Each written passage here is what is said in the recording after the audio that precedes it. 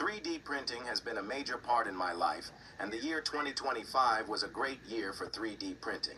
It has been a journey, and I would like to share all of my 3D prints from 2025 when it comes to dragons or giants' heads or even shoes, the Ender 3 V3C and Bamboo Labs.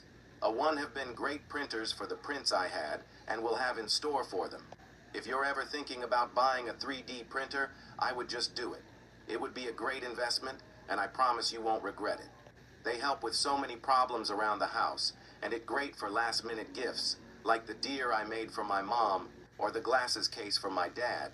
You can literally make anything you could ever want, but sometimes you need a little patience when it comes to maintenance. Some other things I've made are extendable swords or Christmas decor along with Pokemon or sharks, and the amount of different fidgets you could make is insane. I've made over 20 for sure, and they're all super fun, and the likely chance that it breaks, you can just make a new one. Filament is super cheap, and you could get TPU, which is flexible, PLA, which is basic, or PETG, which is strong. There are others you can get that are so strong, they need ventilation.